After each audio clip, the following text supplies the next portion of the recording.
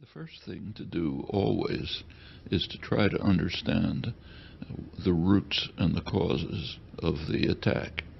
If you don't do that, you can't have a sensible response. And there's a good bit of information about it. There has been extensive study of what makes young people from the almost always Muslim communities, some others in the West, become part of this monstrosity. Scott Atran, others have investigated it in some detail, and it turns out that it traces back it doesn't have strong Islamic roots. In fact, many of these people are second generation Muslims who have very little tie to the Muslim community. They pick up the radical Islamic ideology, which incidentally traces back to our ally Saudi Arabia in the course of the association, but they join for other reasons.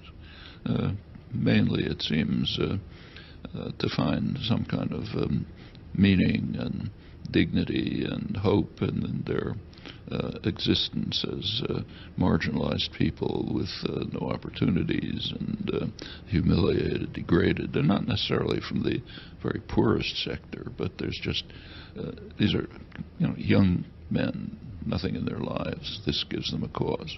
Well, if that's the driving force, you have to deal with that. And the way to deal with that has been discussed by, for example, William Polk, one of the leading Middle East scholars, a long record in high-level U.S. National Security Council planning, Middle East, and so on. What he's pointed out is, look, the main thing, it doesn't sound dramatic, but the main thing you have to do is improve their lives, give them some alternative to the search for dignity, meaning, honor in becoming violent murderers with the utopian goal of establishing an Islamic utopia. You just have to create that alternative. Now, as for the particular act, the worst response would be military. That's what we've been doing all along. It's playing the game that ISIS is asking us to play and that Al-Qaeda asked us to play, which is attack Muslim communities, and they can use it as a recruitment tool. Virtually every serious analyst points that out.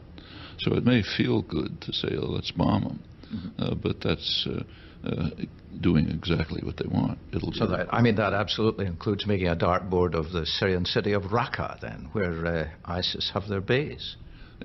When you attack Raqqa, you're attacking civilians.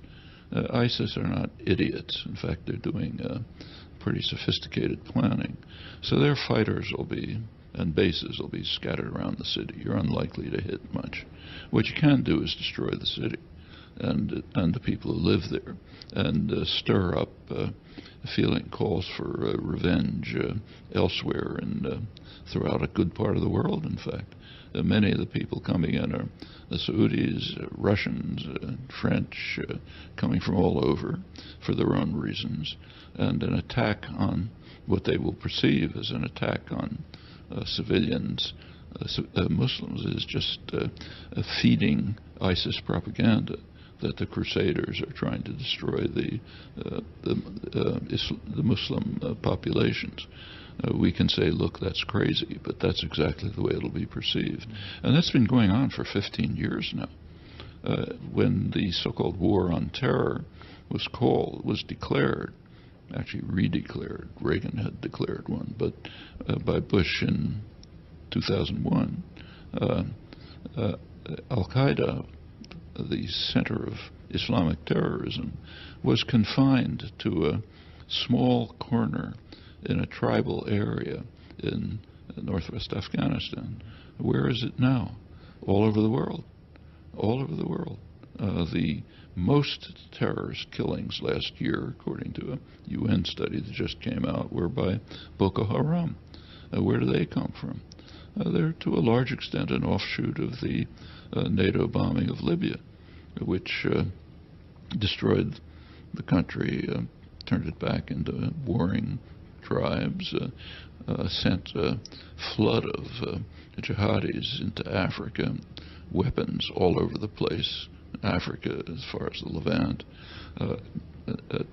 opened a corridor which hadn't existed before for African refugees to flow to Europe. That was the effect of the NATO decision to violate their own Security Council resolution, which is what they did, and to become immediately the Air Force of the rebels instead of pursuing the terms of the resolution. So if you have, it's kind of the old cliche about if you have a hammer, everything looks like a nail. But yeah, we have a hammer. Our comparative advantage is violence.